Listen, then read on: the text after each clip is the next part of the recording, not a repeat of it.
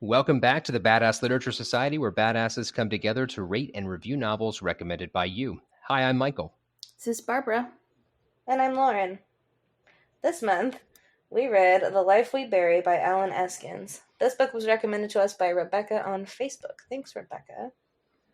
All right, first let's talk a little bit about the author. So Allen Eskens is the best-selling author of The Life We Bury, the book we read, The Guise of Another, The Heavens May Fall, The Deep, Dark Descending, so on and so forth. He's written a lot of books. He is the recipient of the Barry Award, Minnesota Book Award, Rosebud Award, and Silver Falchion Award, and has been a finalist for the Edgar Award, Thriller Award, and Anthony Award. His books have been translated into 26 languages. He has a journalism degree from the University of Minnesota and a law degree from Hamline University. After law school, he studied creative writing in the MFA program at Minnesota State University, Mankato, as well as the Loft Literacy Center and the Iowa Summer Writers Festival. Allen grew up in the hills of central Missouri. He now lives with his wife, Jolie, in Greater Minnesota, where he recently retired after practicing criminal law for 25 years. Barbara, you want to talk a little bit about the book itself?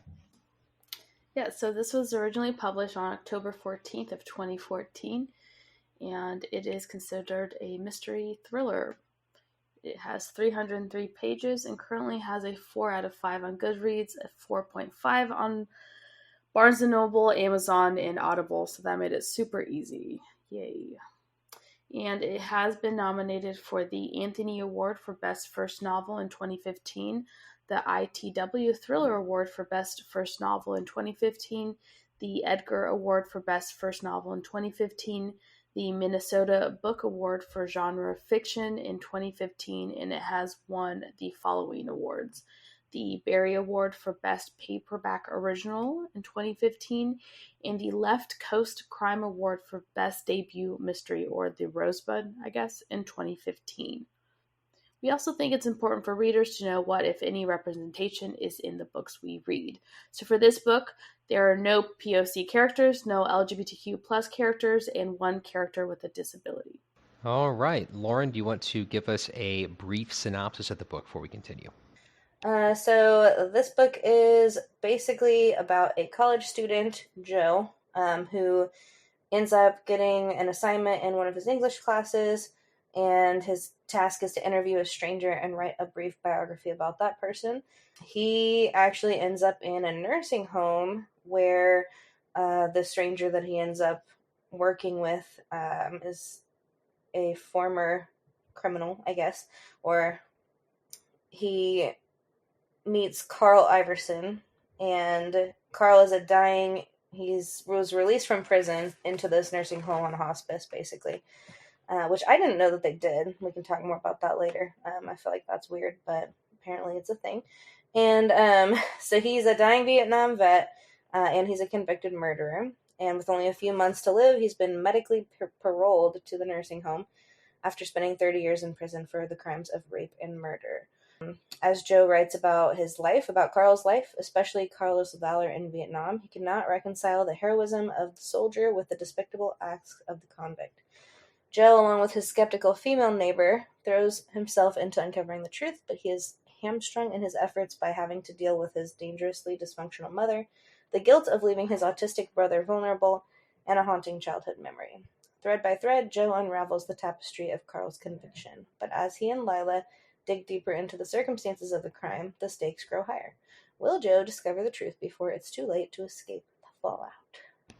Remember last time we talked about this, that we all were like, Yes. how does a convicted murderer go on hospice in not a prison? And the book barely touches on it. Yeah, it doesn't really talk about that. I guess because maybe just like they're so decrepit, like he couldn't really even get out of bed without help.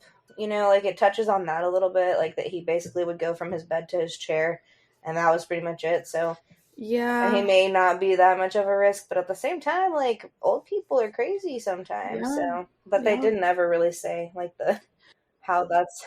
Because I think Joe, the character, was like, oh, how is this possible? And like a little attorney person kind of like mentioned it briefly, and you're like, oh, okay.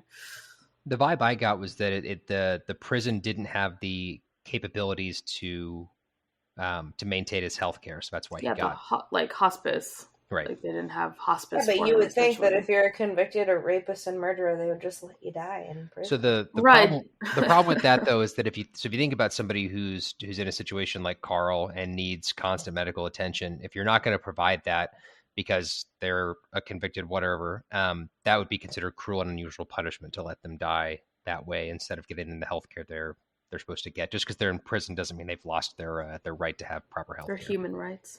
Correct. That makes But sense. once you have like a cop on them 24/7 though, like in You would think. So like when probably I not. worked at places like that, they would come in with like they would be shackled and stuff like that, but they would always have like policemen with them. They were never just there hanging out by themselves. So I think that we don't have that in this case because if you think about like most of the facilities that are this level of care, you can't just walk out of it. Like it's going to be No, locked I behind a know keypad or they're something. locked and stuff like, but that doesn't matter. But It's not him running away. It's the fact that he can still hurt others because he was a quote unquote yeah, convicted murderer. but you also, I mean, Carl was also very, very immobile. Like he really Yeah, couldn't like get your around sister on his said. own, like she said. So I think we're just nitpicking at this point. I get it. Like, yeah.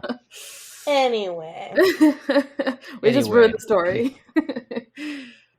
So we'll start with this. What did you guys think of The Life We Bury? And remember, no spoilers. So I thought it was fine for what it was.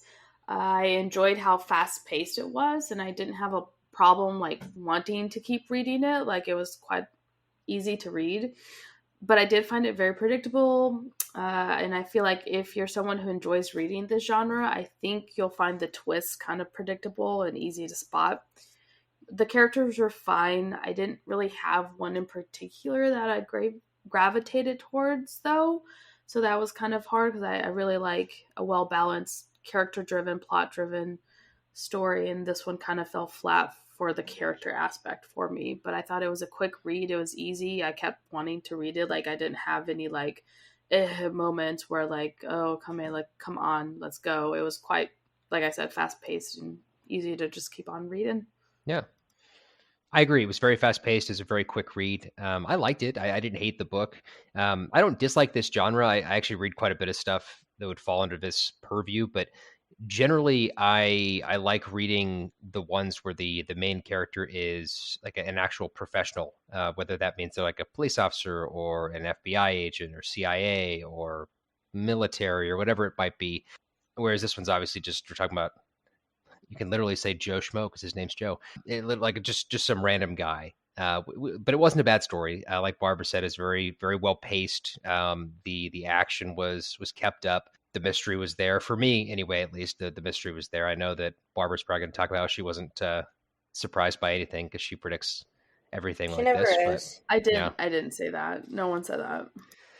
Not yet. They haven't. But yeah. So I liked it. It was a good book. Yeah, I enjoyed this one. I was so glad that we got the opportunity to have one from this genre on the podcast. I feel like we don't often get to read this genre, and it's actually my favorite. So I thought it was really good. I think even finding out that this was his first novel makes it that much more impressive because it does not read like a first novel to me. And so I can see why it won awards for that in that category. The characters I thought were good. I liked Joe. I liked that he was Joe Schmo college kid and not necessarily Joe Schmo police officer, cop, detective, whatever.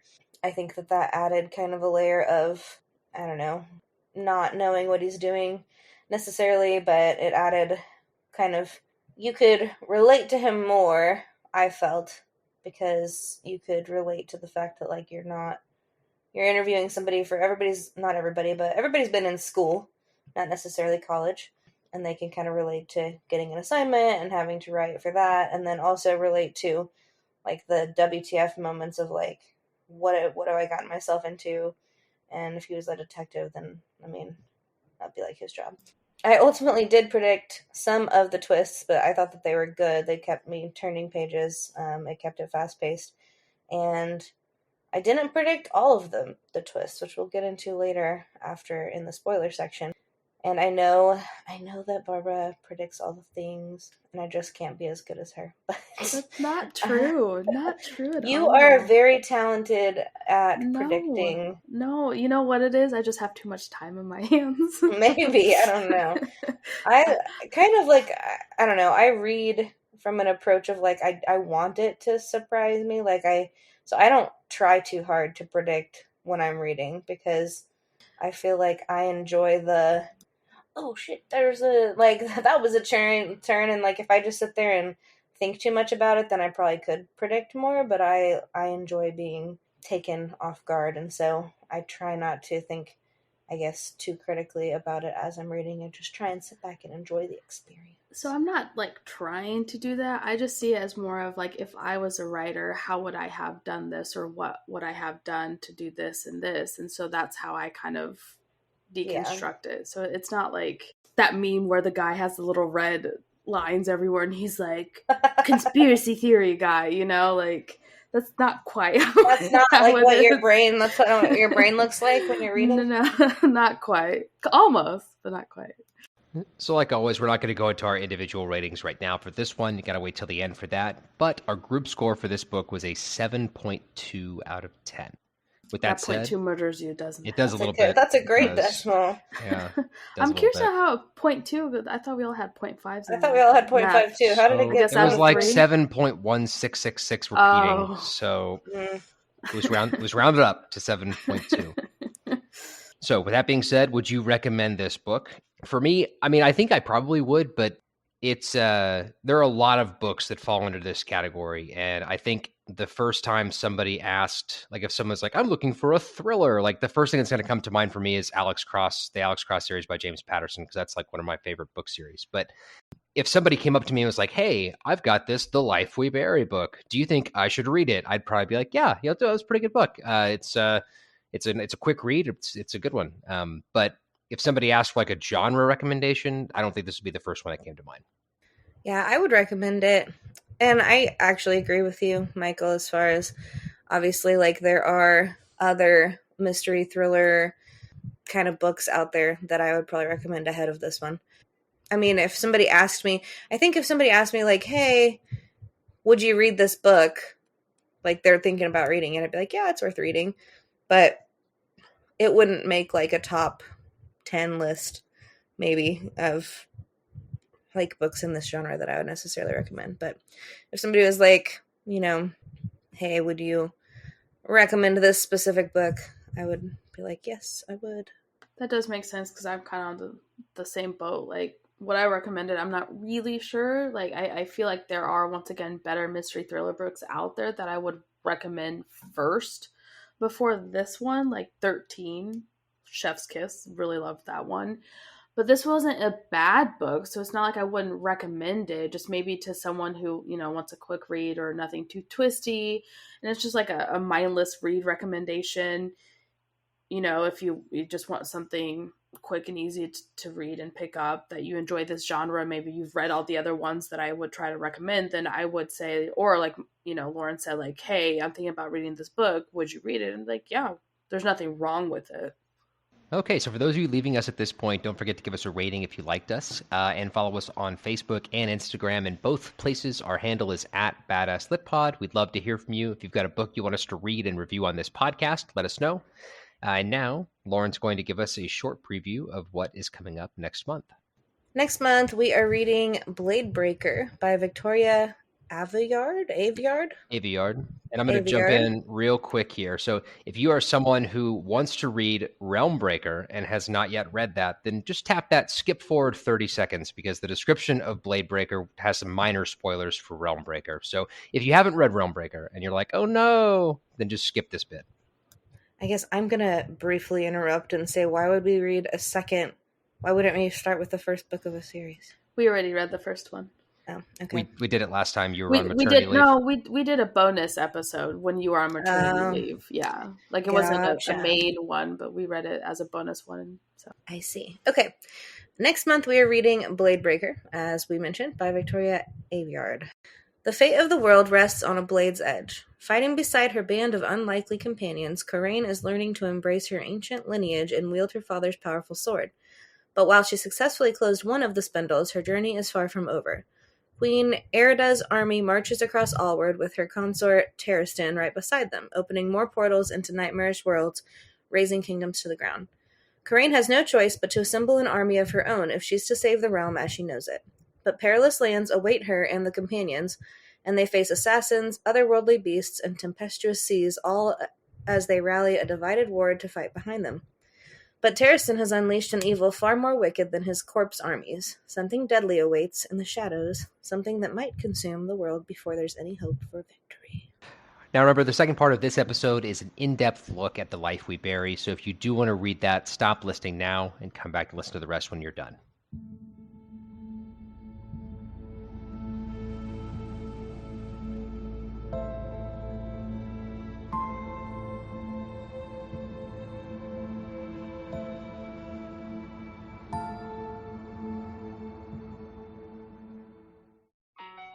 Hi, I'm Bethany Finger, the host of Prince Kai Fan Pod, a Marissa Meyer book club podcast.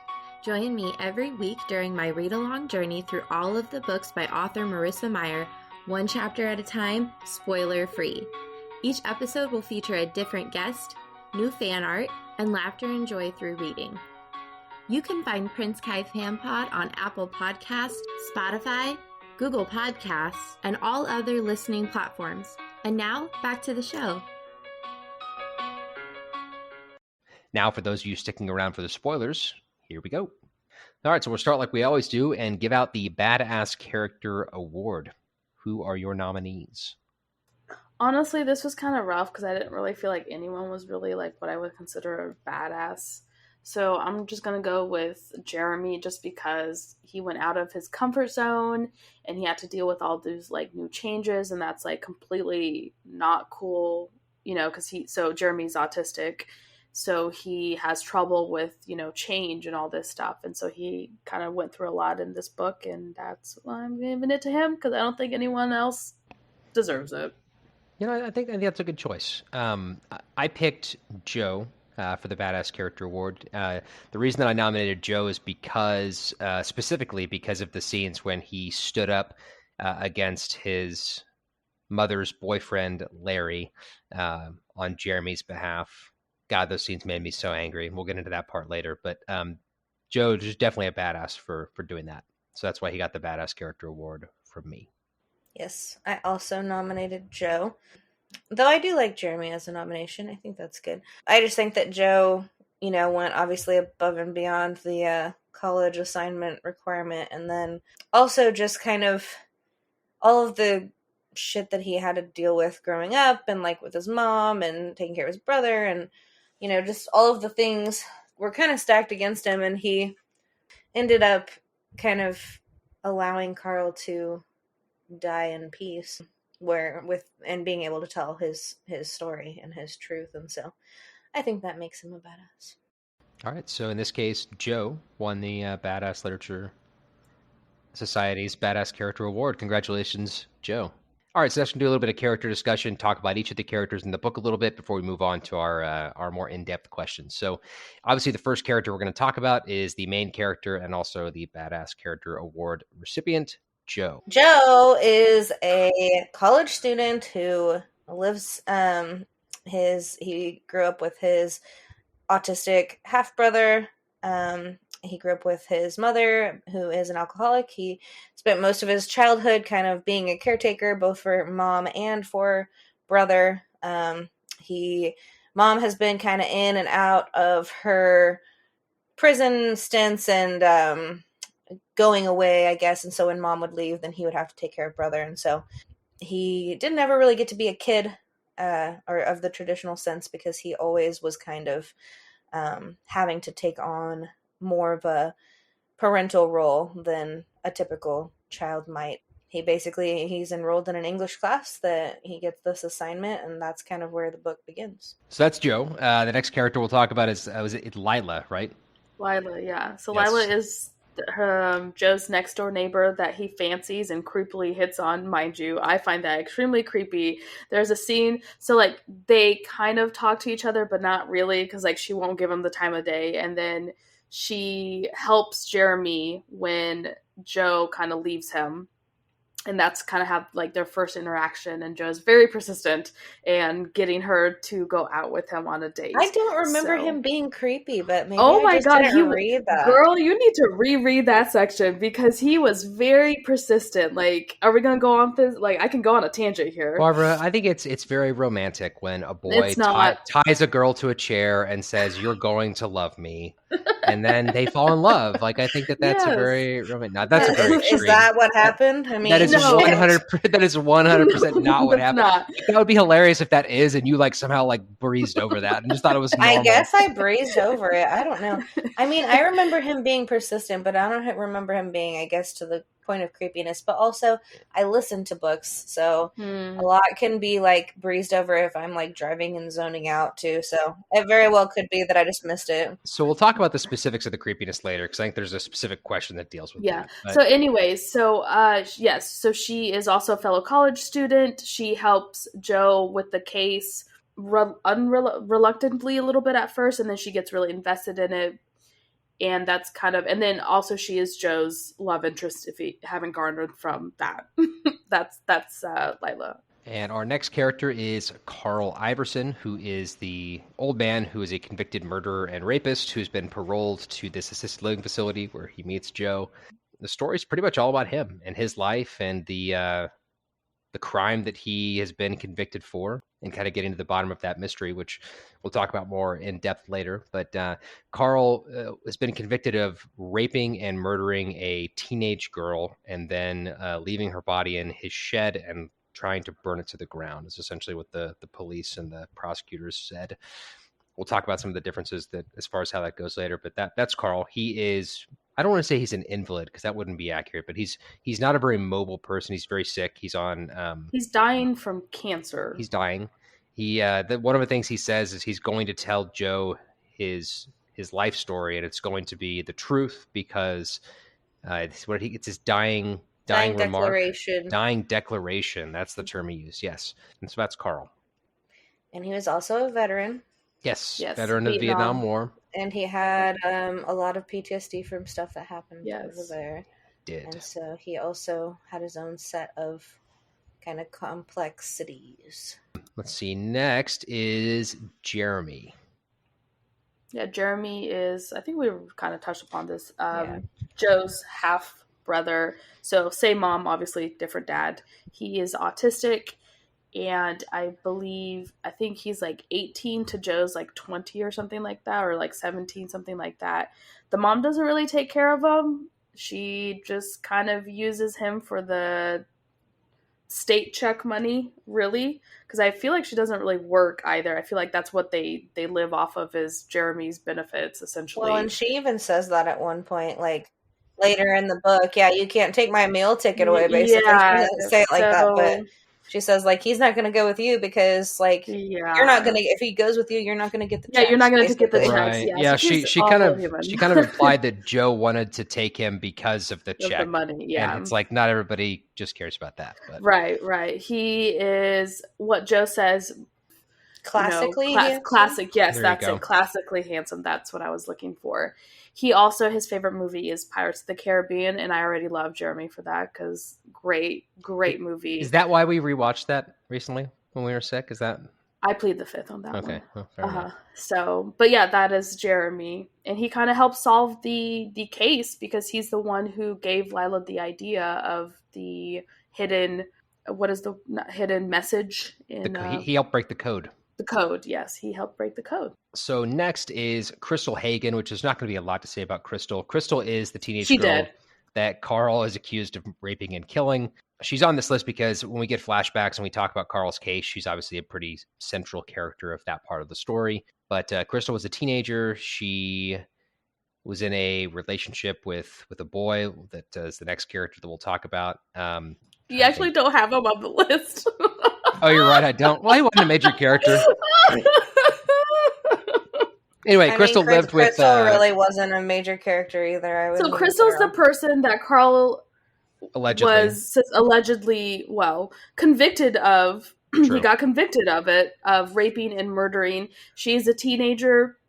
She had a boyfriend and she also lived with a father and a step brother and her mom at the time, and it's her murder that we're trying to solve in the book, and that's as easy as you can make it. Okay, there you go. See, this is why I said you should be doing this from the beginning. Next is Douglas and Daniel Lockwood, which are the stepfather and stepbrother. Douglas and Daniel Lockwood. I don't know that we get a whole lot of history on them. We really don't. We just know they're they're basically ultimately. Is it? I can't remember which one of them is the. I believe Doug is the dad, father, and which one's the. And Daniel is the dad. Yes, that's correct. Daniel is the stepbrother. So ultimately, later in the story, we find out that Douglas is being thought to have been the one who actually raped and murdered Crystal. However, through various plot twists, you end up finding out that it was actually Daniel.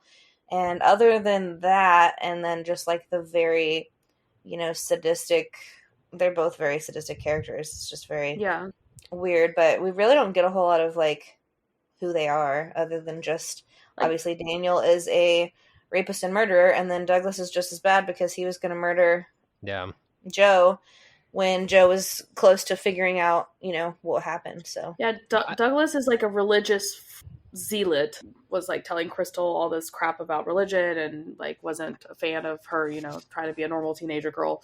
And then he knew that it was his son that was the one who murdered and raped her, and he hid it because he said that's what fathers need to do, which is okay, bro. And then starts like, quoting Bible stuff to. Yeah. Well, and we can talk. I don't know if we have a question on that later or not. We actually don't have a question about them, and I'm a little sad for not talking about them. Well, I was going to say, because that was one of the plot twists that was the only one that I didn't predict. So, like, I kind of knew Carl was going to be innocent. I kind of knew that, like some of the other ones, but this was one that I was like, that's an interesting kind of approach as far as the initials being because of a nickname, really. It was or whatever, nickname. The son. And whenever we were seeing the scene of Douglas and Joe, and Douglas like quoting the Bible verses and doing all things, like he was saying like something about loving your family, or like, I don't know, just really sadistic. And so I was thinking like he was saying that because Crystal was his stepdaughter or whatever. And so I was saying, my head was like, okay, this sicko is basically like justifying his raping her and murdering her because like that was him showing love and dedication to his family. I didn't even have it in my head about it being him protecting his son until later. And so that was the only one that was like, what? I will say, I didn't think it was him, but I also didn't, like, I did not predict, one of the things I did not predict was the fact that he knew about it and was hiding it. Like, he helped his son get away with it. So that I was not like, that one I was like, oh, that's a kind of a shocker there. Yeah. But yeah, that was good. So Barbara can attest that throughout this book, I followed the twists and turns. Michael was red herring, like they threw red herrings, and Michael was like, "Let me gobble that shiz up." Like he was like, "Yeah, it's red herrings." I was like, "Yeah, it's the boyfriend." Then, "Yeah, it's the stepdad." Then, son of a bitch, it's actually the stepbrother. So yeah, that was a good twist, though. I thought at the end, that was something like Lauren, at least, that we both thought it was actually the stepdad, and then the twist that it was the stepbrother was not expected, but. Yeah, it was a good twist, even though some people say it was predictable. On to the next, Virgil. So Virgil... Michael, tell us about Virgil. Sure. Virgil is Carl's, one of Carl's friends. He was a squad mate of his in Vietnam. They served together. Like his only friend. He, throughout the entire time that Carl has been in prison, has maintained Carl's innocence and said, this is all bullshit. Carl would never do this. And I thought that Virgil was a really interesting character because we get a little bit of his interaction with Joe, and he tells Joe some stories about things that happened when they were in Vietnam, but kind of leaves a specific thing at the end. He's like, the reason that I know that Carl wouldn't do this, I can't tell you the story. It's not my story to share. And I thought that they, the way that the author kind of did that, like kind of dangling the thread in front of us, but not giving it to us yet, made it very compelling. Like, let's get to the Carl section so we can figure out what the hell this story is. But I thought Virgil was an interesting character. He obviously wasn't a super main character in the book. but he had a fair amount to do with them learning about Carl's character and his... He gets the ball rolling for Joe to be like, maybe Carl really is telling the truth and he didn't rape and murder this girl. Like, I feel like he's the one that planted the seed of doubt, because beforehand he was like, nah, son, he did it. Yeah.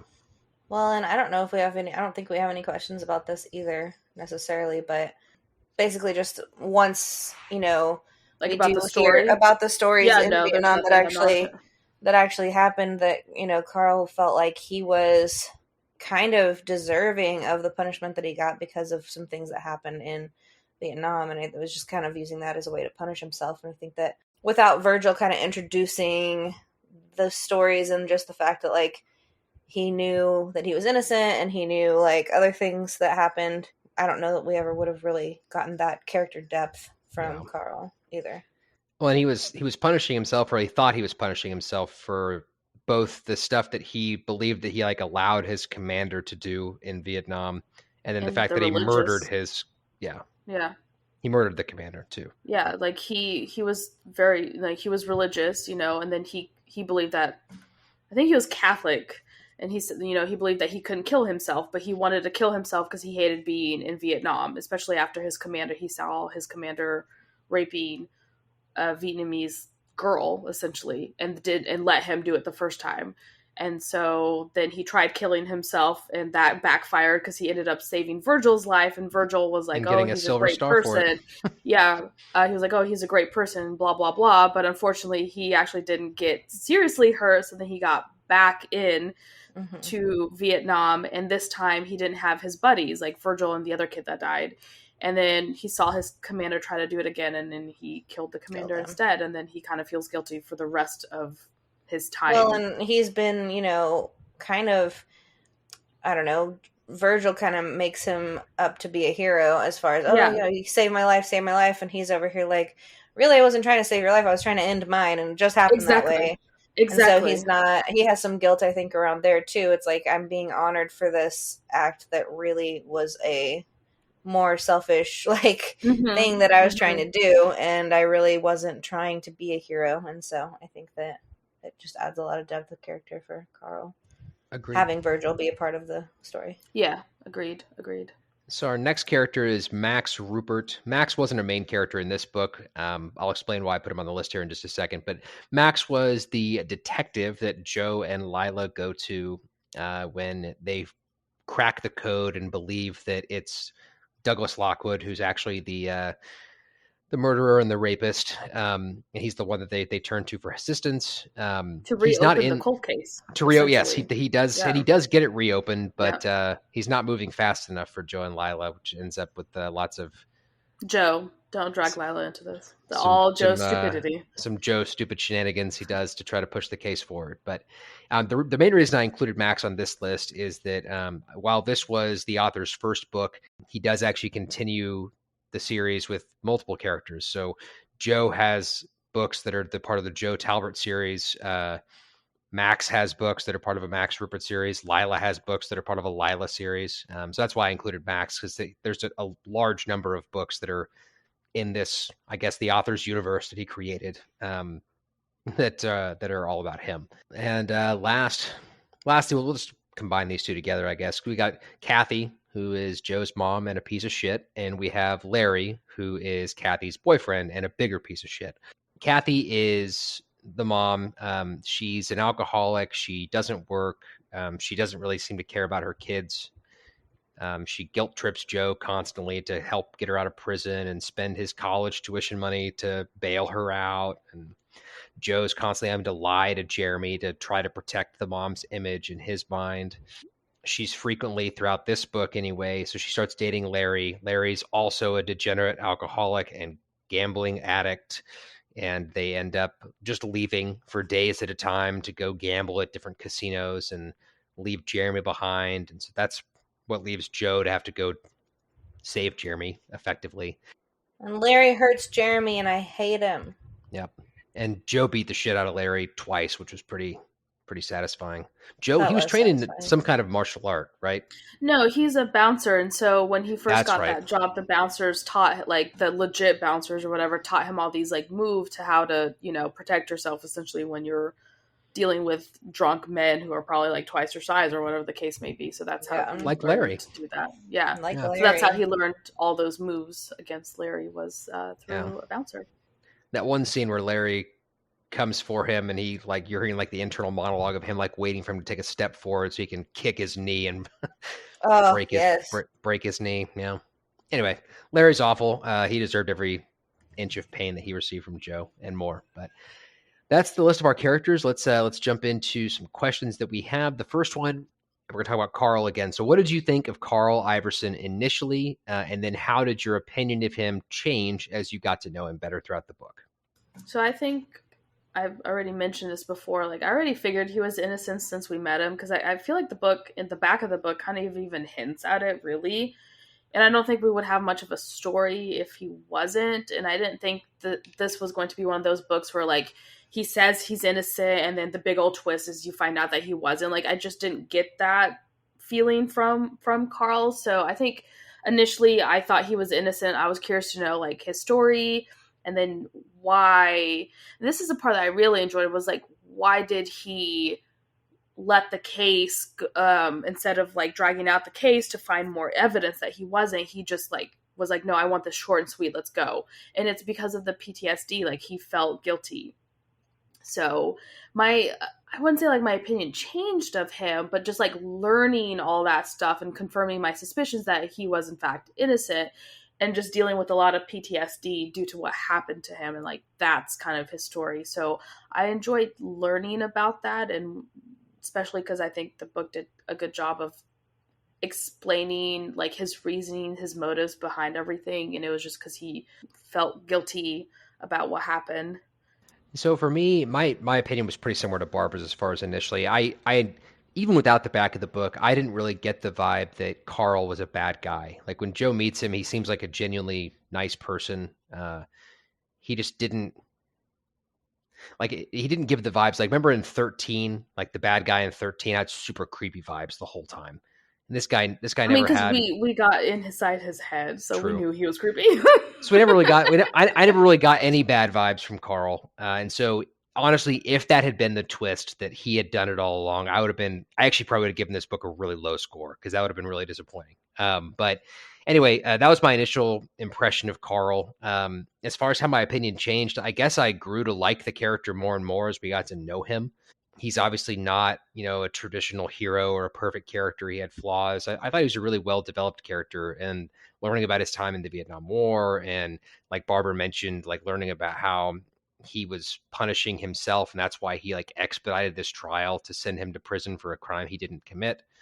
It was all interesting, and the way the author wrote it, I think, made it even more so, because we'd get like for that story, for example, where he rushed the trial along, like we find that out from his attorney. His attorney's assistant says that that's what happened, and then so it's kind of like dangled in front of us again, and we have to wait a little while to figure out the truth from Carl.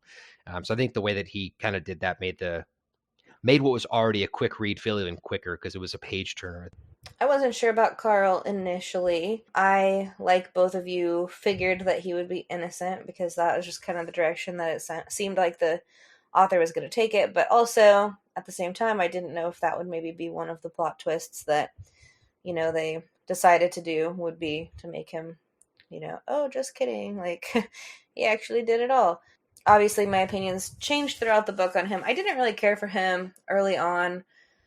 I thought he was kind of, I don't know, off-putting, obviously, and like he didn't seem super, like, I don't know, super friendly to Joe originally.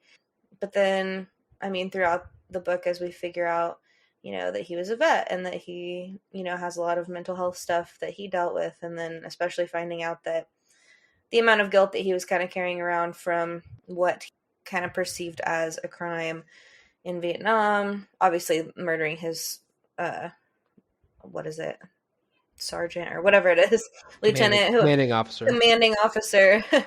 Murdering him is a crime, yes, but I mean, honestly, he deserved it. Well deserved. And then, obviously, as you get to know Carl and the depth of his character, it really I ended up really enjoying him. And, I also predicted that after he was able to get everything off of his chest and kind of get his name cleared, that he would die peacefully. And so I was glad that he kind of got that closure for himself, even though, you know, all along he said it wasn't really about clearing his name necessarily. It was just about, like, he didn't care if Joe's story got published anywhere. He just wanted, like, it was good enough for him to know that, like, one person knew that it, like, the truth of what actually happened. And so I thought that that was also kind of spoke to his character as well. So, you know, we never did figure out, like, what happened to Joe's, like, paper, like, you know, I like, know. that kind of left us hanging. I was wondering, like, maybe his teacher's gonna be like, hey, like, you should be a writer or a journalist because this was, like, so well written and blah blah blah. Or And if, it was yeah, just, like if the local papers picked it up, yes, or or anything. anything like that. Like, we're just gonna, like, am I supposed to read the next book to see what I was happens? going to say, gonna have to read the next book. Yeah, I didn't even realize that there were sequels until we started talking today. So, All right, so moving on from there, at what point in the story did your opinion change about who killed Crystal Hagen? I'm not going to sit here and pretend that I predicted this. My opinion changed about who killed Crystal Hagen every time the author wanted my opinion to change about who killed Crystal Hagen. I never thought Carl did it. I think from the get-go, I thought it was the boyfriend because, I mean, you hear that in like every cop drama, like it's always the significant other. Once it was confirmed it wasn't the boyfriend, then I was like, okay, it's the stepdad. And then unlike Barbara, I just was like, yep, it's a stepdad. That's who it's going to be. And now the rest of the book, they're going to be pursuing this a-hole as he tries to run away. Never thought it was going to be a stepbrother. So my opinion changed every time the author said my opinion should change, is what I'm getting at here. There were no predictions, at least no correct predictions. I shouldn't say no predictions. I was predicting things that just weren't correct.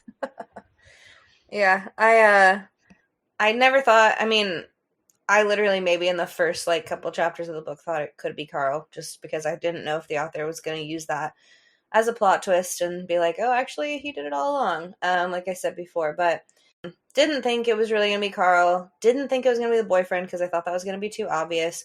Also thought it was the stepdad. Clear up until they revealed that it wasn't. That was definitely a twist for me. Especially because the initials didn't even match up and just like, I don't know.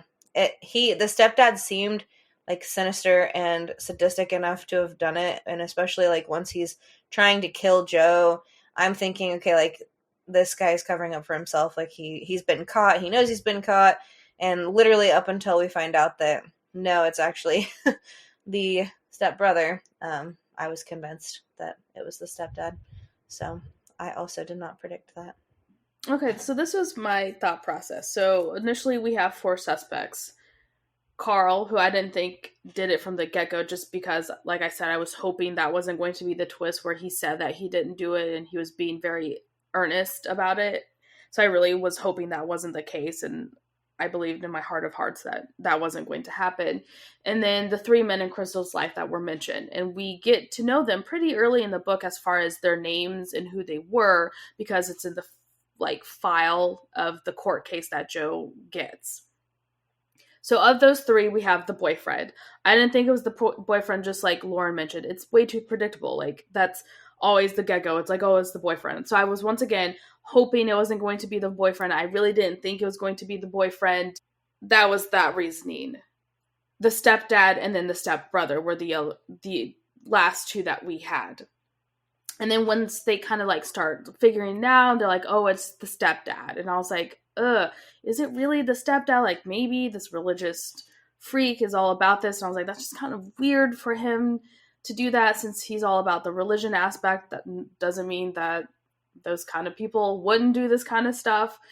But then, like, when they are like, oh, yeah, it has to be the stepdad, I was like, dude, there's way too much book for them to be chasing the stepdad and for this to not be another, like, red herring. Because I was like, it's too early in the book for them to have figured all of this out so easy. And it seemed way too easy, I think.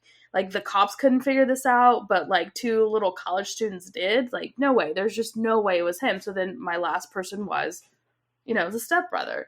So I was like, it has to be the stepbrother. What I didn't predict, like I said, was the stepdad knowing, or his dad knowing. I did not, I honestly thought like Joe was going to go over there and the dad was going to be like, what the hell? No, it's not me, you weirdo. And then maybe like something Joe would say would then point the fingers to the son, and then he would like call the son or something and be like, oh my God, like they figured you out. Did you really do this? And I actually thought that the stepdad was going to be like really pissed off and like maybe try to hunt down the son type thing is what I was thinking was going to happen. I did not predict him going murderous and trying to hide the fact that his son did all this, which makes it, I think, worse. So that I didn't predict. But yeah, I just thought it was way too soon in the book for them to have solved this case too quickly. And I was like, what is 45% of the rest of the book going to be? You know, like that seems kind of like just chasing this dad. Like that seems a bit boring. And yeah, that's true. It was not in fact that. So yeah, I just thought everyone else was a bit of a red herring that the author did throw at us. And then we're going to proceed to talk a lot about a relationship that really wasn't that substantial. I'm not sure why we have so many questions about Joe and Lila. I mean, there's really only one question about their relationship. The other one's just about the two characters. But anywho, the first question is, what did you think about Joe and Lila's relationship? Do you think that they are suited for each other? What characteristics make them suitable or unsuitable? So I thought the relationship was fine. Like I said, I must have been zoned out whenever Joe was being creepy at the start of the relationship.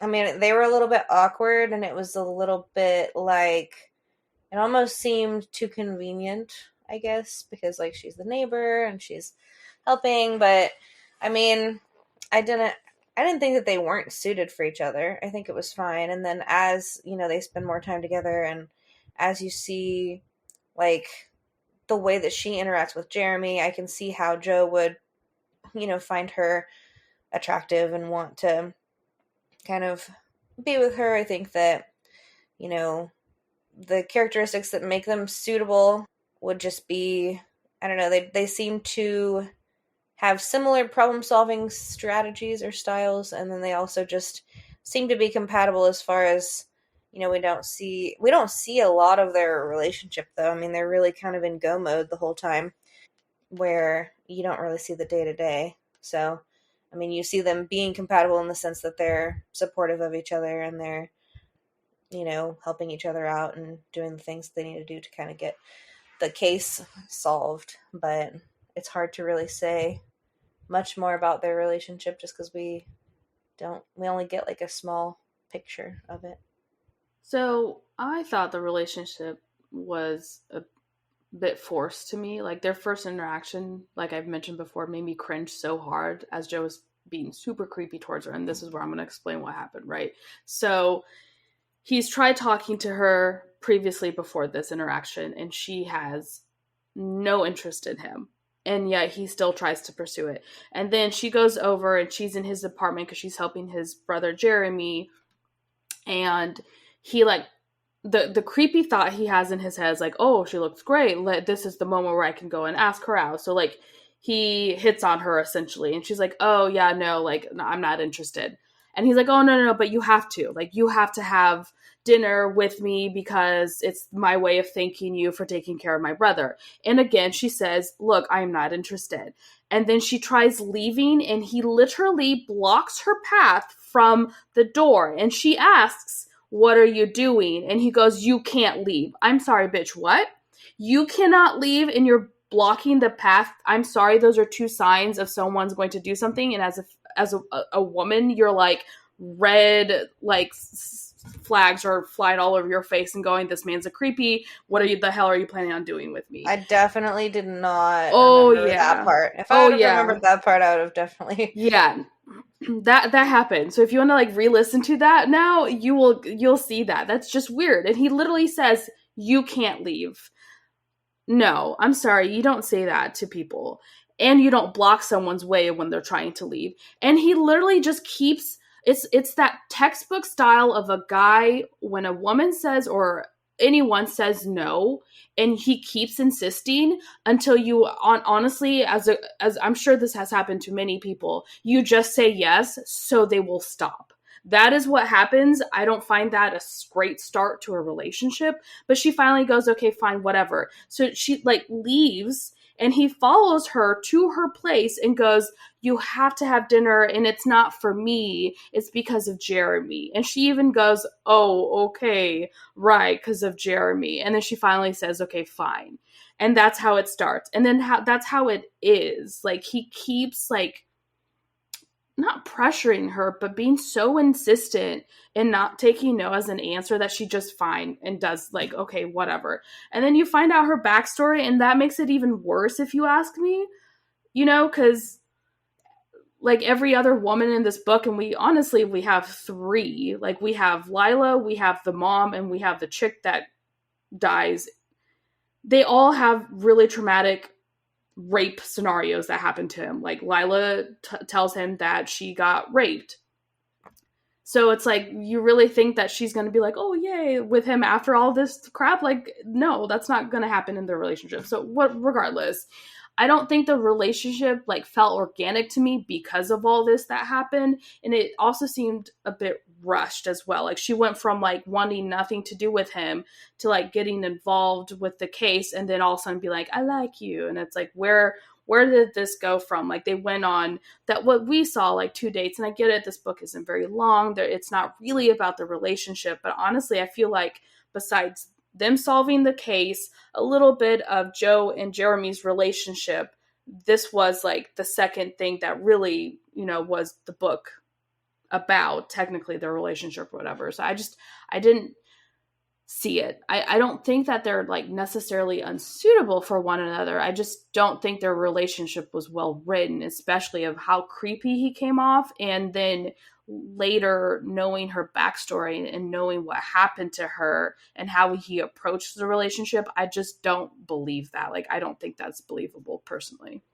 Yeah, I'm going to have to go back and re-listen because I definitely don't remember that level of creepiness, and that would definitely give me a different opinion, I think. I read that and I put the book down and was like, Michael, this is creepy. Like, this is creepy how he's interacting with his quote unquote love interest, because everyone knows why she's there is literally for him.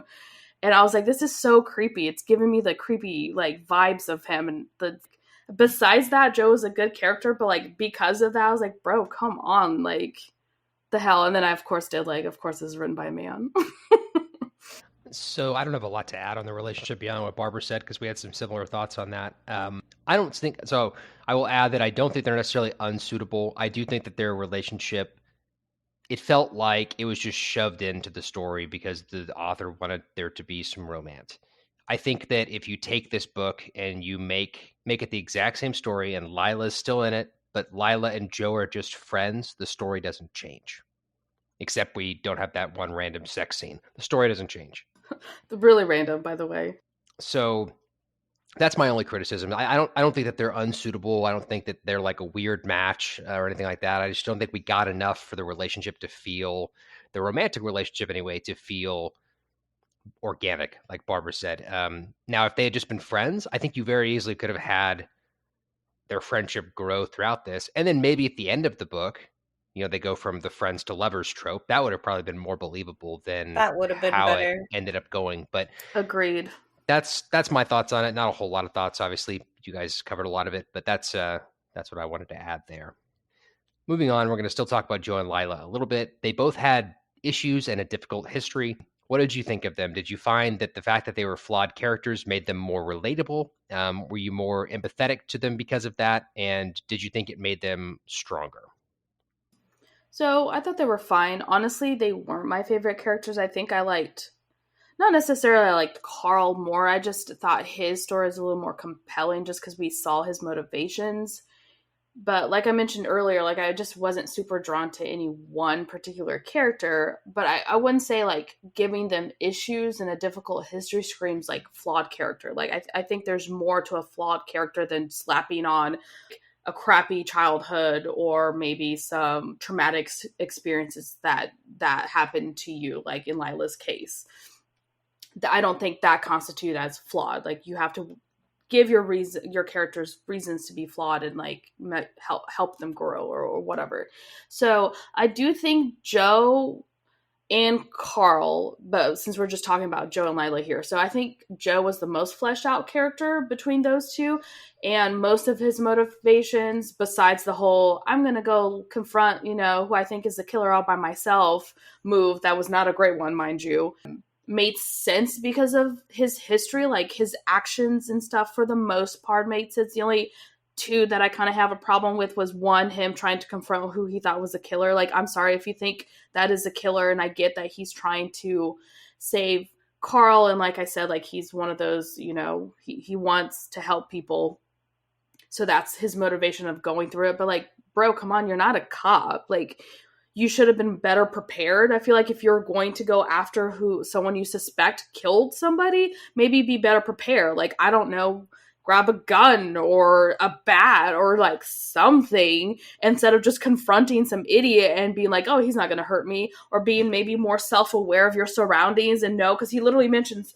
there's a vodka bottle, and then this vodka bottle later gets smashed into your head. And it's like, well, you clearly noticed the vodka bottle, so maybe you should have been more aware of the situation. Maybe, I don't know, maybe that's just a girl thing and we have to do that because everywhere we look, who's going to murder me?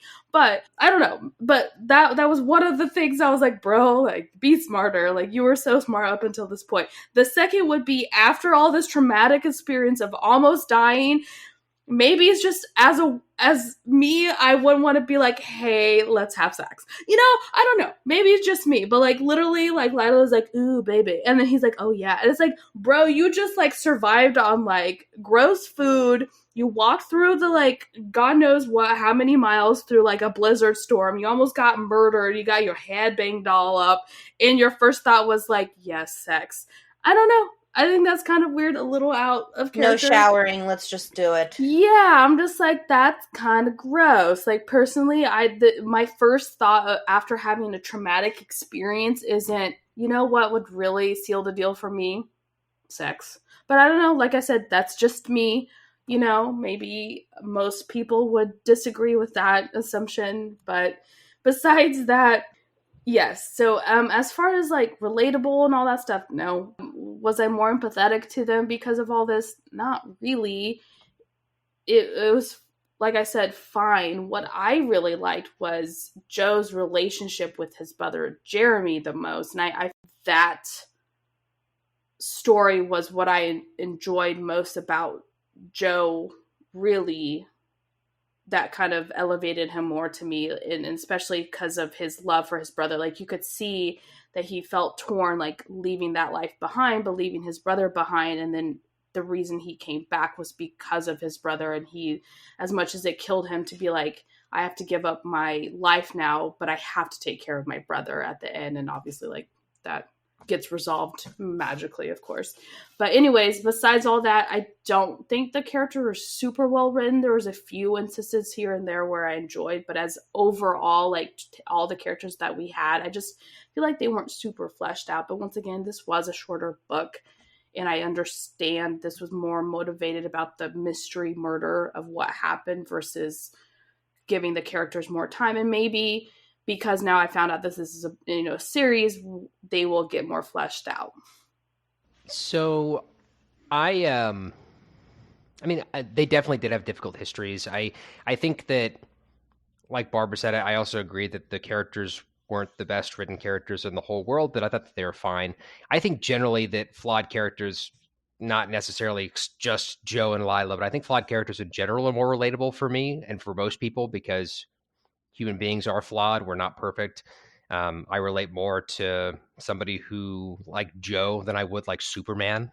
But so I think that's definitely helpful. I think that also, like Barbara said, that looking at Joe's past and the different trauma he went through as a kid and as a young adult with his mom explains why he made some of the quote unquote stupid decisions that he made trying to help Carl. I think he sees Carl kind of like he sees Jeremy. They're both, in his mind, they're helpless and they can't do anything to help themselves. And so he has to be the one to do that. And so that's why he makes some of these brash decisions to try to solve the crime and figure out what happened to help Carl. And I think that the author did a good job at setting up Like it didn't seem like that Joe was just a freaking moron. Like you could, I mean, yes, those were stupid decisions, but you could understand Joe's rationale as to why he felt like he needed to do it. And I always prefer that over just like them jumping into a stupid scenario and like we're all wondering like where the hell is this person's common sense? That was not the case here. Was I more empathetic to them because of their flaws? I think generally yes. I think that we find, or at least I always find that characters who have, whether it's flaws or they have, they've experienced some trauma, like I think there's definitely some empathy there, and I think that's just human. So definitely because of the difficult histories that they had, there's definitely some empathy that happens. Do I think it made them stronger? I think in Joe's case, yes. I think that like Lauren mentioned earlier, that Joe didn't really get a normal childhood, and that's true. He didn't. He had to grow up really fast. And I think that because he had to grow up really fast and he had to take care of his brother and himself and make sure everybody was okay and take care of his mom and lie for her and all this stuff, like, did it make him a stronger person? Yeah, I think it did. Was it worth it in Joe's mind? Like, if you ask him, like, to sacrifice his childhood and his normal life to be this stronger person, I think he'd say no. But I think that the sorry, the difficult history definitely did add to making him a stronger person. But it's one of those things where you have to look at it and be like, but at what cost, right? Like, at what cost did Joe become a stronger person? Yeah, I would echo a lot of what both of you said. I think that ultimately flawed characters are more relatable just because, like Michael said, everybody is flawed and has their stuff. And so getting to kind of see into those flaws and those kind of traumatic situations is helpful in getting to know the character and just building character depth too, so that they're not just kind of a surface level character. I don't know that it made me more empathetic to them because I already felt like I was empathetic towards them, especially Joe.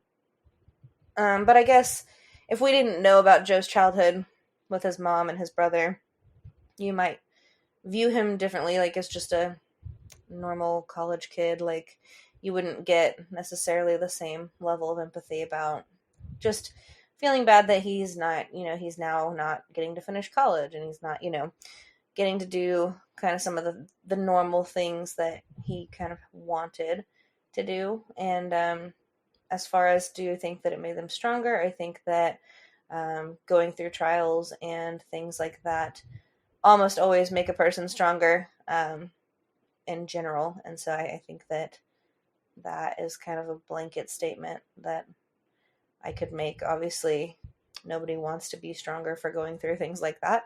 But I feel like in my experience as a mental health provider, that is ultimately what happens is people are resilient for the most part. And the goal is obviously to come out stronger on the other side. And I think that, yes, it definitely makes them more resilient and more kind of able to navigate some of life's harder stuff. So Carl Iverson had a dying declaration. That was what he told Joe his story was going to be. Do you believe that people tell the truth before they die? Why or why not? So I think this is kind of a tricky question because it depends on the person.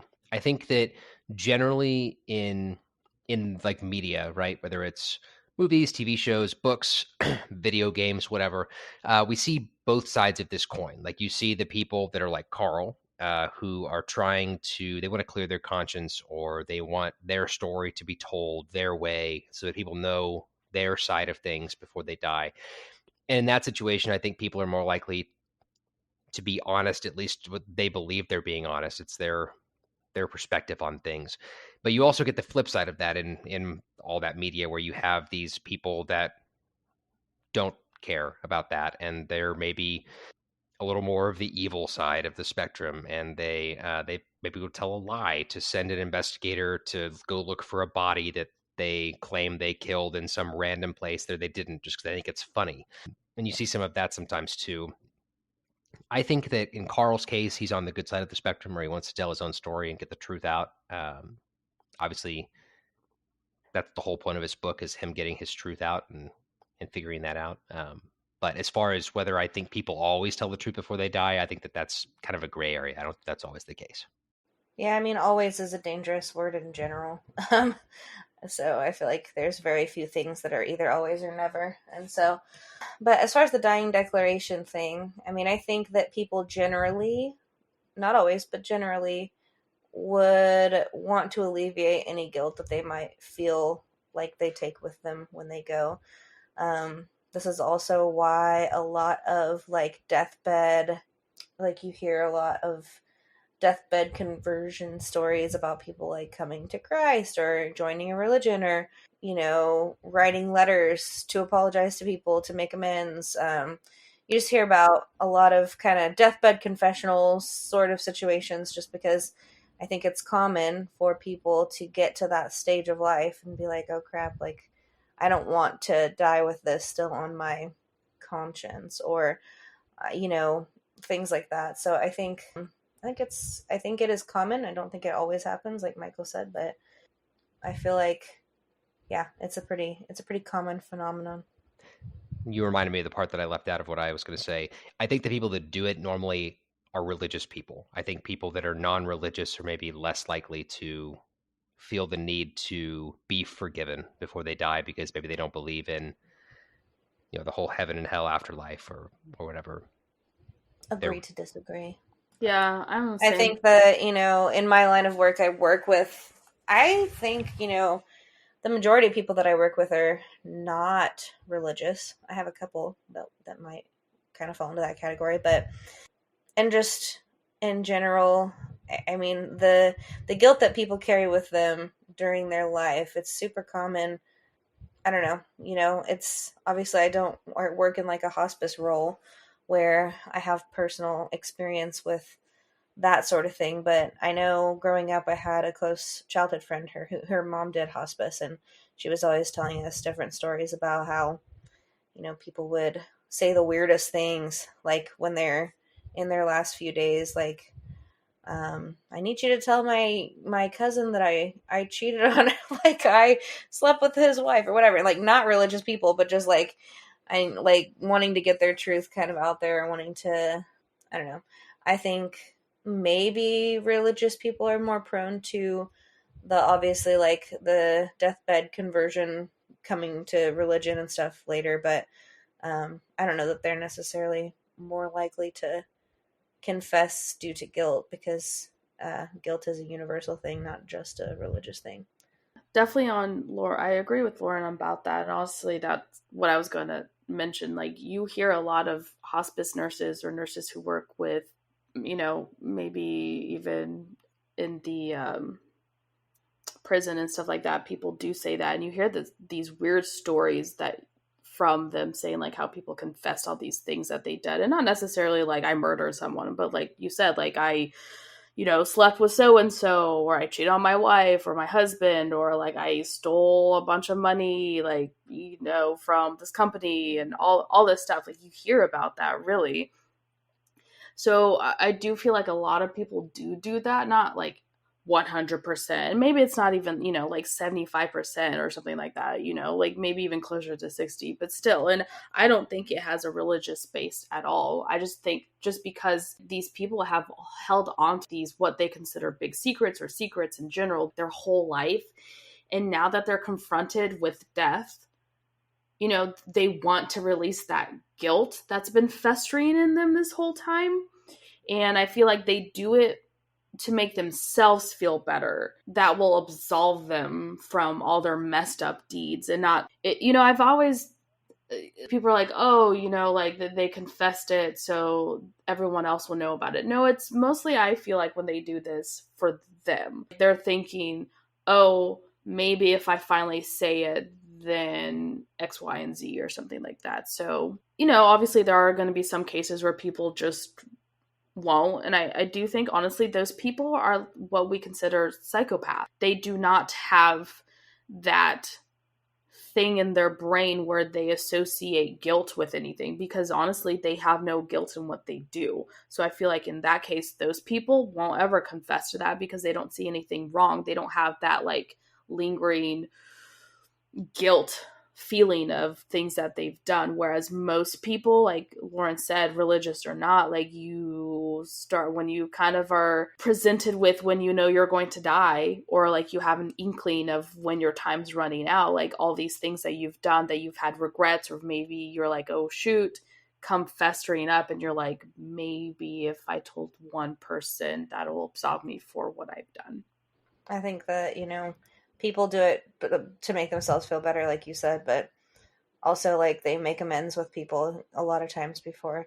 Like, you'll hear about somebody, like, calling up somebody that they were awful to in college or something and being, like, apologizing or making amends before making peace with all of the things. Skeletons in their closets. Yes. Now, Michael isn't going to do that, apparently, but, All right, next question. How does Joe's family life influence and shape him? And what was the tipping point in Joe's life? I feel like I hated reading about Joe's family life, not because it was not well done. It was just difficult. I think I felt for him having to be a caretaker his whole life and not really getting to be a kid. That definitely shapes a person. I see that a lot in my line of work as far as kids taking care of their parents, emotionally, physically, and otherwise. Just irresponsible parents, parents that are dysfunctional, parents that are addicted, all of those types of things. So I think that even if he had just had an alcoholic mother and not a brother with autism, it would have shaped him quite a bit. But he ultimately had both, which made it that much more difficult, especially because he couldn't have that separation even in college, because he's constantly at the back of his mind worried about Jeremy and what's happening. Is mom taking care of him? Is mom out on a bender and leaving him home alone? Like, because he, can't really be trusted by himself. So I think that all of those things kind of influence and shape a person. And as far as the tipping point in his life, I mean, I'm not sure what that question really means. That's what I didn't understand, like, what part of the tipping point. There's Right. a lot of tipping There's points. A lot in of tipping points. Like, which one are we referencing here? Yeah. Because I feel like he had a tipping point whenever mom's boyfriend was hurting Jeremy, like, and he was kind of like, I've had enough of that, he's coming with me. Like, that was a tipping point. There was a tipping point when he, decided whether or not he was going to bail his mom out. And then there was, another tipping point at the end where he, ultimately decided, this is my role now, and this is what my life is going to be. So I think that there are many different tipping points, so to speak. So I wasn't real sure what that was referring to. But, yeah. Yeah, I agree with that. Like, you can see how he's a very hardworking person who wants a better life for himself because of what he went through, and how he wants to distance himself from his mom. And he also cares a lot for the underdog, since he himself is one. He sees himself as one. So I think that's the biggest motivator for him to help Carl and try to absolve Carl before he passes away. And that's what drives him to stupidly try to confront a killer and try to get him to confess it, because that's such a great idea, right? And that's his motivation, essentially, is because of that. Like, he feels like, Carl was wronged or is an underdog, and he wants to prove to him that he's not. And just like he mentions, like, even though Carl's like, oh yeah, like, I don't care who knows I'm innocent or not, he did care. Like, Joe saw that he actually wanted that. And so he was like, I'm going to do my damnedest to try to help him. So I think that's also what makes him so driven, and maybe a little nearsighted in his goals to do things. It's like, I'm going to do it, and damn it if it puts me in danger of it. And that's how he is also with Jeremy. Like, at first, like, yes, he left Jeremy with his mom because he's like, I need to do this, I need to go to school. But like his whole like internal monologue was like, what's happening, Jeremy? Did I do the right thing? Am I an awful human? And then that first phone call that he gets from his mom, and his mom's like, I'm going to jail. Like, he didn't give a crap about her. He's like, okay. He's like, give me the officer. And then, his first instinct was, what about Jeremy? Like, how am I going to help him and all this stuff? And then unfortunately, because of that, his mom knows exactly how he is. His mom uses that against him, because she goes, well, if you don't bail me out, then you're going to be stuck with Jeremy, and you're going to be the one who has to take care of him. So it's like, what are you going to choose? And she knows exactly how to manipulate him in that sense, because she knows that he is going to help his brother. as far as like the tipping point, once again, echoing what Lauren said, like, I don't know what you mean by the tipping point, because throughout the book, he had a lot of tipping points. Before we met him, he made the decision to leave his mom behind and go to school and like never talk to her again type thing. And then she calls them, and the tipping point was like, okay, well, I need to take care of my brother. And then same with bailing her out. It was, okay, so my two options are go to school, try to continue this life to get away from this woman, or if I have to take care of Jeremy, I can't do that. So he chooses, once again, his, not career, but like his future. And then his mother drags him back in again. And then finally he just resolves to the fact that like, I can't plan what I originally wanted. I have to take care of my brother. That's another tipping point for him too. And then of course, magically that gets solved because, you know, they solve the murder of not Carly, what was her name? Crystal. They solve the murder of Crystal, and magically other people that guy had killed and stuff like that. There was, you know, like a, what do you call it? Not there an was ad, a reward. A reward. There was a reward for finding out the killer who killed this other like bank daughter's person or whatever. So it's like, oh, magically he doesn't have to choose between both. He can go to school and be able to support Jeremy. So, but yeah, like that's obviously what influences him and shapes him of how he is and how he acts as a character in the book. So I don't have a lot to add on this one. You guys kind of covered a lot of it, but obviously Joe's family life influences and shapes him tremendously. Like that's a huge factor, I think, in anybody, not just Joe.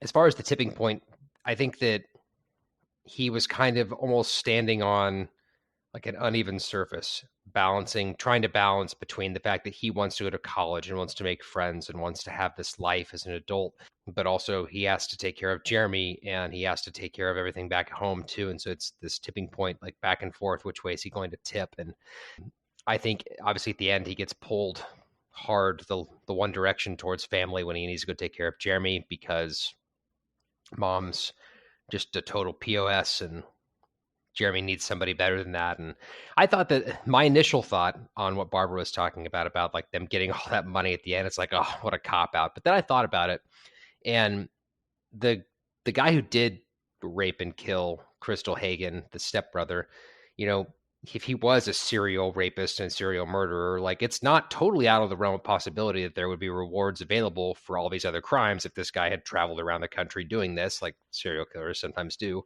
So I mean, it's not crazy to think that might have been it's convenient. It is convenient. Crazy. It is convenient. Conveniently. I thought it was a great addition. But that is all I have to add there. So next question, do you plan to continue reading the series? Maybe, I guess. Like, so that there's so many books that I want to read, and there's so many books in this series. And I think if I continue reading it, I want to read some of the Max Rupert books because I think that would be kind of interesting to read about the detective side of things. You're probably not shocked by that since I said earlier that I prefer reading books with the perspective of a detective or an investigator. But to be honest, I don't think I'll ever probably come back to these books. Maybe. I'm not going to completely say like, no, absolutely not. It was terrible, because that's obviously not true. So maybe, but probably not. I did not realize, as I said earlier, that there was a series. If it was like a sequel to this story, I guess I might read that, but I don't think that I would have time to invest, or would I put this above my TBR list that I already have to go and like read. I didn't realize that there was like Michael, you were saying that there was a kind of a spin-off books about like Rupert, and then like there were spin-off books about, you know, each character. I don't think that I would pursue reading those, mainly just because of time. But if there were just like a one sequel to this, I might read it just to see what happens. But yeah, I don't think that I would go all in and read all of the subplot series type things for this. So yeah, I'm not really sure if I would continue, just because I think there are better books out there in this genre that I would prefer to continue reading, like 13. Like when we first read that, I didn't realize that was in a series, and I like that one a lot. So then I would want to read those first before I read these. And I say that just because like my TBR list is so freaking big, and it's constantly getting bigger because like it's like this is the golden age of books, you know. And so there's just so many more other books I would want to read first. And maybe if I got through all of those, then, you know, I would consider reading these. If like maybe I don't know, I don't see my TBR list ever getting like dwindling to like a small amount, but you know, maybe, you know, and only just because I really enjoyed the relationship of like Joe and Jeremy, so I would be curious to know like how that story progresses, or if it does. I guess I'm not really sure like where the next books in the series kind of take place, because it kind of feels like it's a little all over the place. So I enjoyed that aspect, so I would kind of want to see where that went. But besides that, probably not. All right, last question. The book had many themes such as mental illness, the effects of trauma, alcoholism, addiction, brotherly love, and guilt, just to name a few. Which theme impacted you the most, and do you think the author did a good job writing these themes? I am a sucker for like the sibling relationship, and not the one that like they hate each other, because I feel like that's done and over. And I feel like it's more rare to see a sibling relationship where they actually get along, and not necessarily like, oh yay, rainbows and sunshines, like, you know, they might be friction or whatever, but overall the story is about them like coming together and helping them, or all that, but brotherly love in this case. So I think that one was done well. I think the author did well in some of the categories and not great in others. As far as like mental illness, I completely forgot until like Michael and I were talking when we weren't recording that there are actually two well, I wouldn't call it a disability, but a mental illness. Like the mom actually has bipolar, and that's kind of the reason why she's a bit manic in the way she acts about stuff. And then obviously Jeremy being autistic, I feel like the mental illness aspect was done well. Unfortunately for the mom, I feel like it was an exaggeration of what can happen with someone with bipolar. You know, not that's not always the case, that exaggeration of it. As far as the effects of trauma, like the PTSD with Carl, I think that was done well, because you can see once you learn a little bit more about his history, like how that affected him and how that was still affecting him, like where he still felt guilty, but then he also wanted people to know that he wasn't the one who did all that. Some of the other stuff I wasn't a huge, like the whole rape stuff, I kind of already mentioned that, where like the two main woman characters, excluding the mom, had rape trauma happen to them, and I just was like, did we have to have that for Lila's too? Like, is that the only reason why her and Joe got together, was because of that? Like, I understand like why she maybe felt drawn to the case because of what happened to her.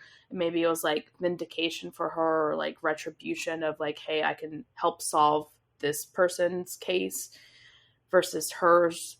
But I feel like some things he did well, other things he didn't, especially like I said, that whole like Lila and Joe dynamic. I just don't feel like if with her past trauma that she would just be so willing to jump in a relationship with him with everything that was going on. But I don't know, that's just me. So as far as which of those themes impacted me the most, it would probably be the alcoholism and addiction themes that were talked about with the mom. As far as the scenes that were hardest to read in the book, it was all the ones that took place with his mom and Larry. Those were rough, like Lauren mentioned before. So I think the author overall did a good job writing these different themes. Like Barbara mentioned, there's some stuff that probably could have been written better when it came to sort of the sexual assault trauma that he wrote about in relation to every female character in the book. I don't think that in the case of Lila, I don't think that necessarily added a whole lot to the story. I think I understand why it was included when we're talking about his commanding officer in Vietnam, because I think that showed Carl's character and Carl, like how it was an early illustration as to like, this is why there's no way Carl did this, because like this is what happened, and that made sense. But the other situation, I don't think really added. I think if you took that all out, it wouldn't change much about the story. Just my opinion. But other than that, I think that he did do a good job writing those difficult themes. Yeah, I was impressed, or not impressed, but I guess just I was glad to see that the writing was done on the mental health topics in an accurate way, I guess. A lot of authors attempt to write about mental illness, and they don't necessarily, they either write it in a super stereotypical way, which can be damaging to people who actually struggle with some of the diagnoses that are discussed in the novel. But, I think that the author did a good job with Jeremy, who, has autism. I think that, they did a good job of representing the different kind of struggles that come with that, with the tics and the, rigidity and things like that. And then with the mom and the addiction, and showing kind of the cycle of abuse that happens there, as far as, we got to see her in kind of a semi-functional state, and then, her in a really dysfunctional state, and then, her manipulative, kind of the whole cycle.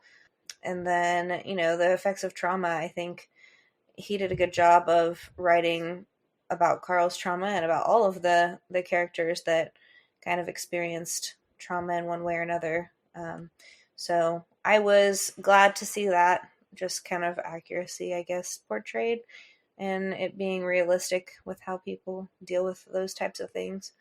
As far as the theme that maybe impacted me the most, I would probably agree with Michael.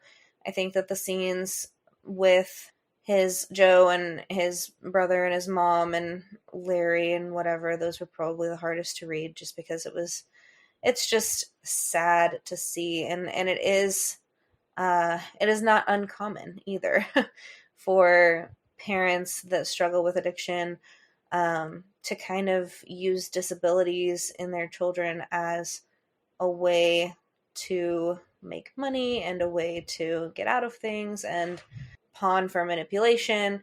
And so that was probably the hardest thing to read. I mean, obviously the scenes that touched on sexual assault and rape were very touchy subject, but I think ultimately those scenes that we really got to see Joe and his mom were probably most impactful to me.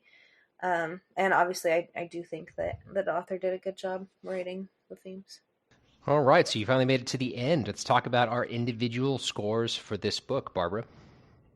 Yeah, mine was a 6.5, and I feel like that sounds really low, but I did enjoy the book. It was just like it was just okay to me. Like, I feel like it was a bit predictable. There were some things that I wasn't a huge fan of.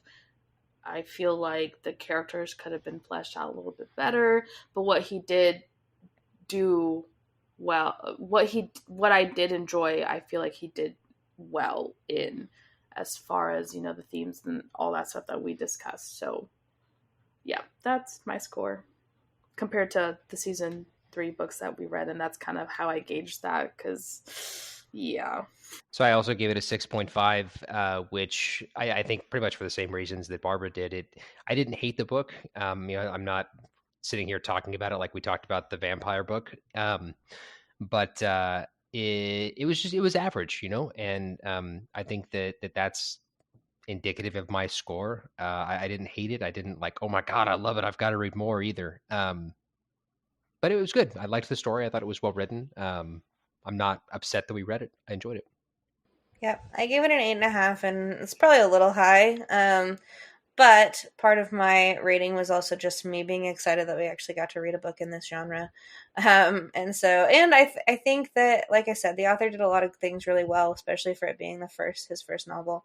And so, yeah, I liked it. I enjoyed the ride of the plot twists, and thought it was overall just an enjoyable read.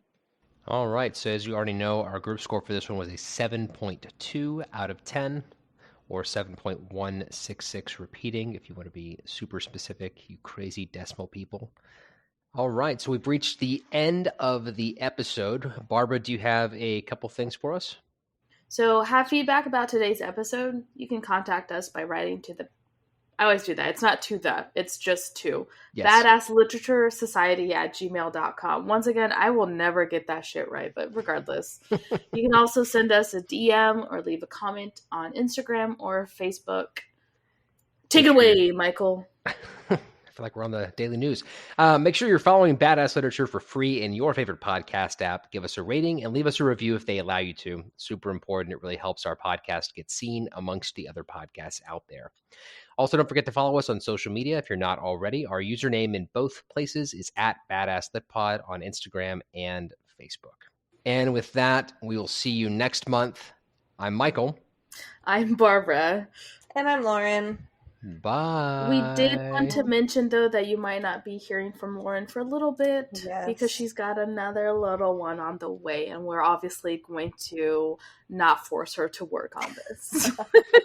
Yes. We should have talked about this before. I don't remember offering a maternity leave in our podcast plan. So Listen, I'm not getting unpaid. Unpaid leave. Okay? Yes, I will hopefully hop back on as soon as I can, but those of you with kids know that juggling the demands of a newborn are fun. So it'll be just these two crazy cats for a while. Yep, I know you guys will miss her, but we'll try to maybe make it okay for you guys without her. But yeah, so bear with us because obviously Lauren's going to be gone for a little bit, but we'll have her soon back. Yep. For your listening ears.